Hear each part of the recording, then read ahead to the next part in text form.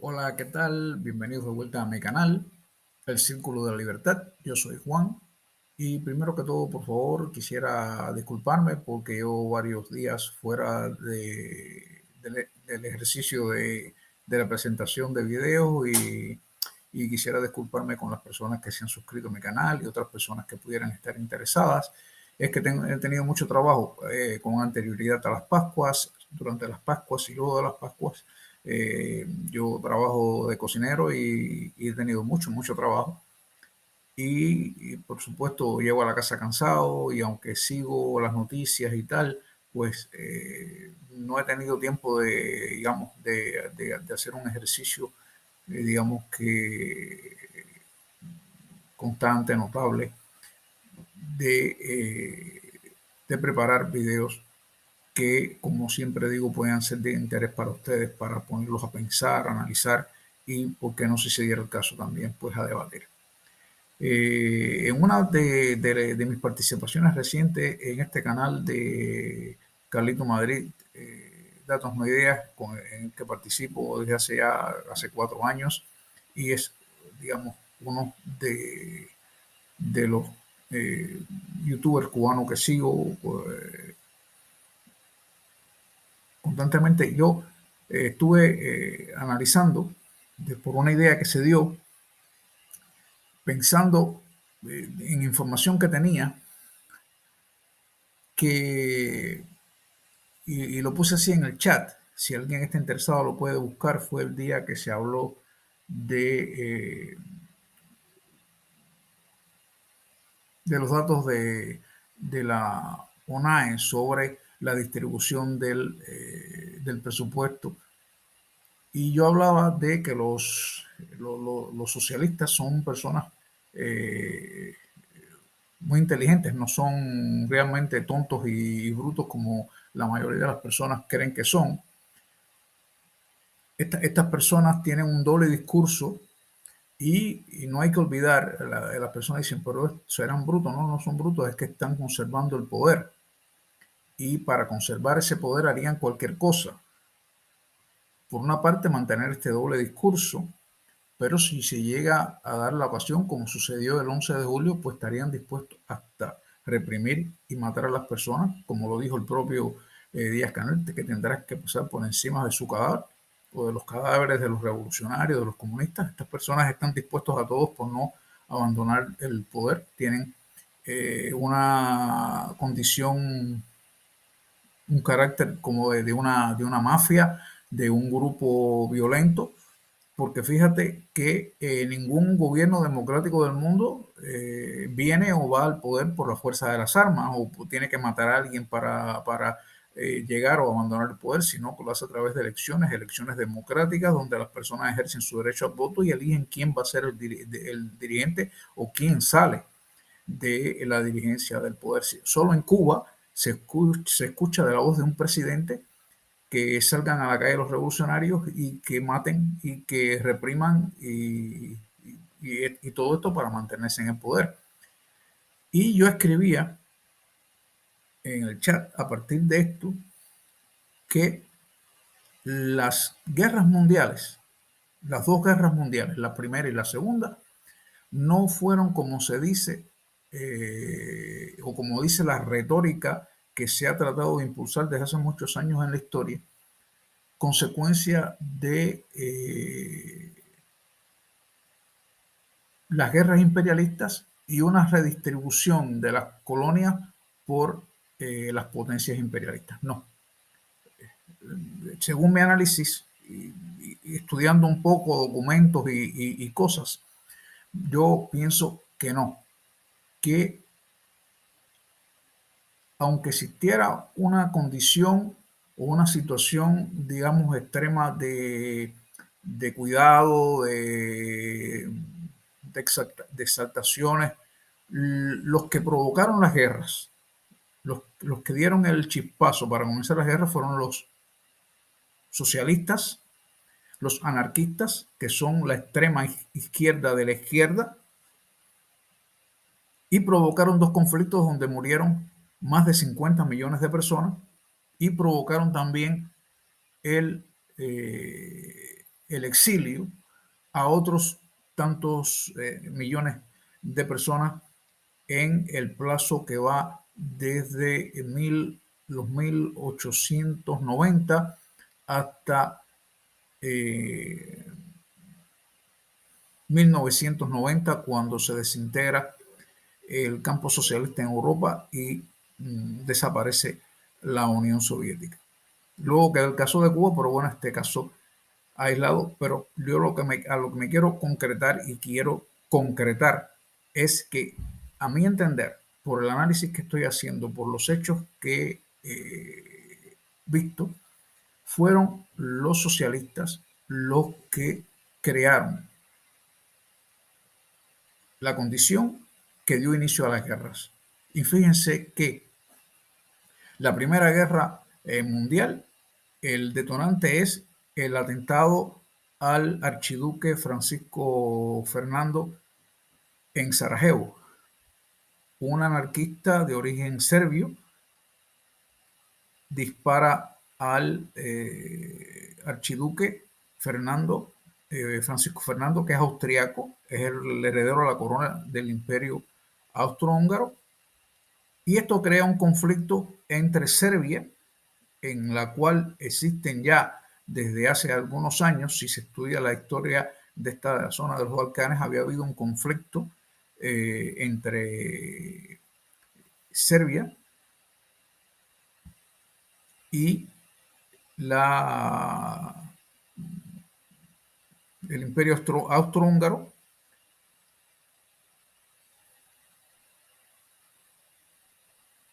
y en Serbia existía ya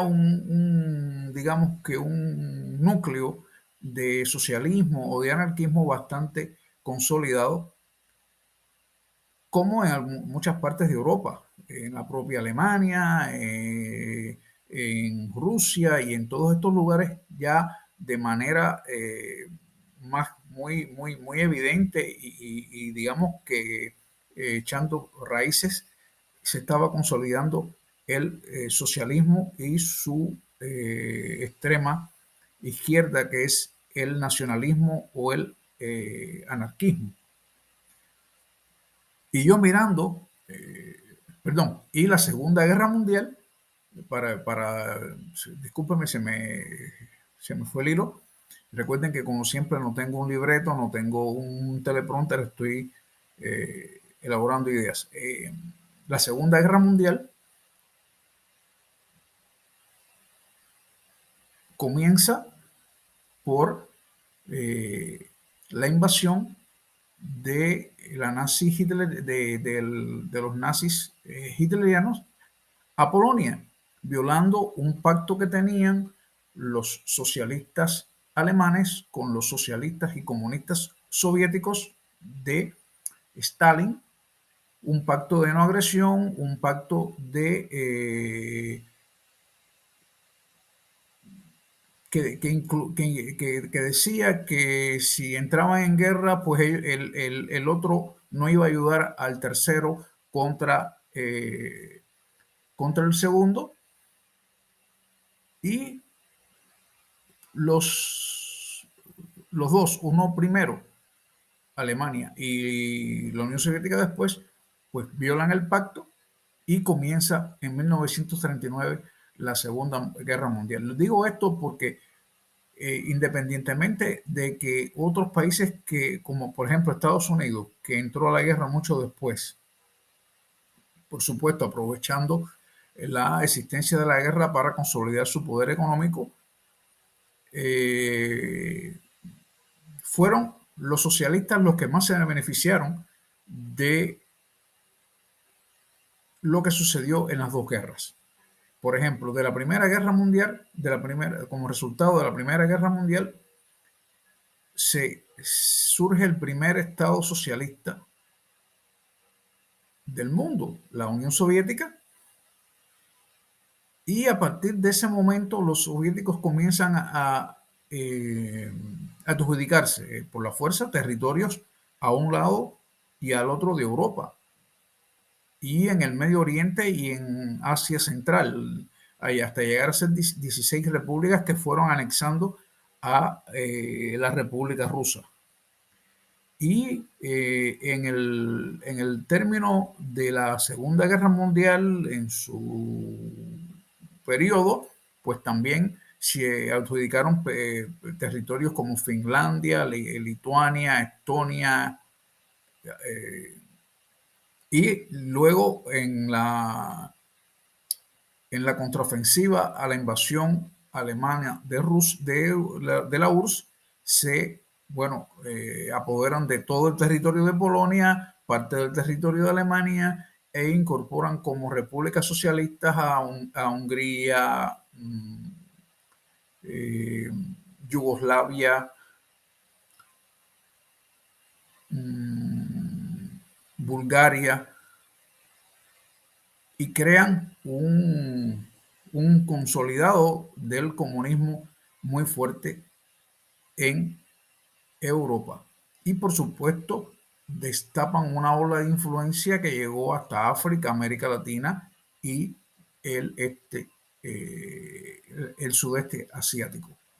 Por eso yo les decía que me parece que los que más se beneficiaron del asunto de las guerras fueron los socialistas y los comunistas, que no tenían nada, porque digamos que Alemania, Inglaterra, Francia, Bélgica, España y Portugal, las potencias, digamos que clásicas, que durante años dominaron al mundo y colonizaron al mundo, como se conocía en aquella época, y luego de este periodo de 1800, de finales de los 1800 y principios de los 1900, cuando se produce digamos que un renacer cultural, económico, con adelantos científicos como el uso del petróleo, el vapor, el surgimiento del automóvil, el cinematógrafo, la luz eléctrica, todas estas cosas dieron, digamos que, un gran paso de avance a la humanidad,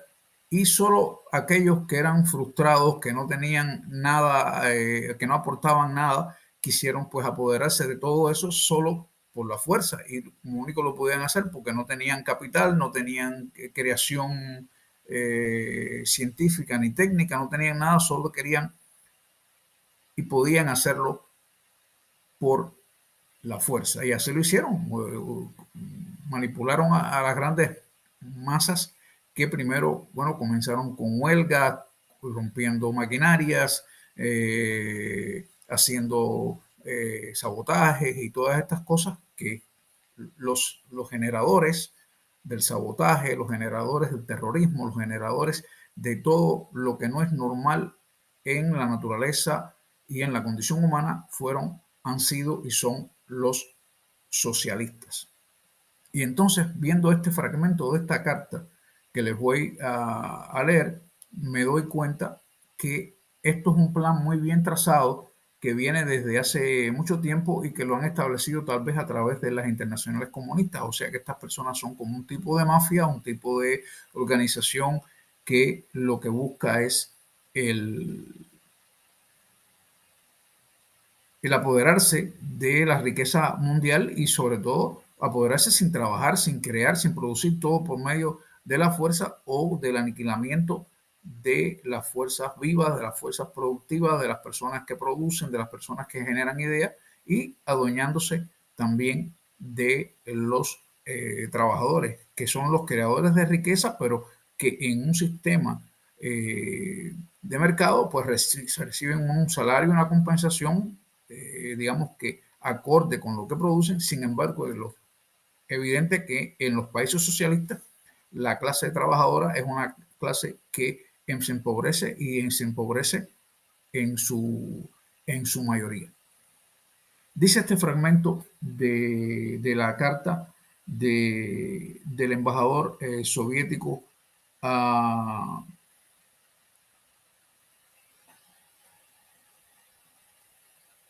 Khrushchev. Y dice Khrushchev en este fragmento, dice: los imperialistas, los países imperialistas no han cambiado en sus posiciones y saben, no tienen futuro. los pueblos del mundo nos miran a nosotros, los socialistas, con mucha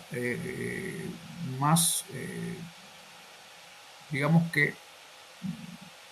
son mucho más favorables a nosotros, mientras que los imperialistas están tratando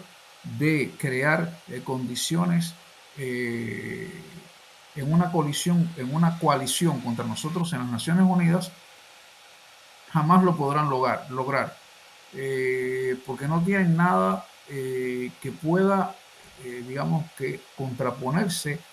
a los argumentos que tenemos los comunistas. Y cuando habla de argumentos se refiere a la propaganda. Dice, las personas no quieren la guerra y por su consecuencia cuando hablamos de la paz y que somos amantes de la paz, las personas nos miran a nosotros los socialistas pues con mucha más afinidad que como a las potencias capitalistas como Estados Unidos, a los que se propone y se dice que son pues proguerreristas eh, beligerantes.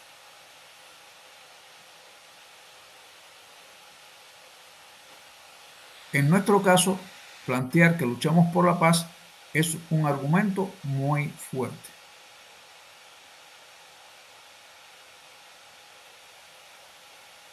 Y dice, creo que los imperialistas piensan que tienen todavía control sobre nosotros y no saben que ya no pueden hacer con nosotros lo que quieran. Sin embargo, los imperialistas ya no pueden dictar los términos sobre nosotros, ni militarmente, ni militar, ni económicamente, porque no somos dependientes de ellos en ninguna forma. Estamos desarrollando nuestra economía, nuestra tecnología de manera independiente. Y eso es lo más importante. Nuestras ideas han sido siempre más fuertes, o sea, la propaganda ha sido siempre más fuerte que la propaganda de los países de economía de mercado.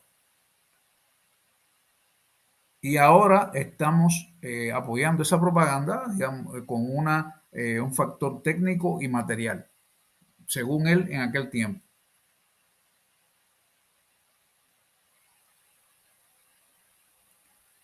Se deben tener siempre los medios para soportar las ideas y en estos momentos tenemos esos medios. Hay que recordar que en esa época estaba en auge la era de espacial soviética con el lanzamiento del primer satélite artificial y el primer hombre al espacio, Yuri Gagarin. De lo que no se habla es que como los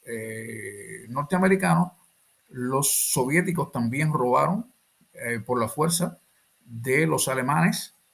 digamos, el proyecto que tenían de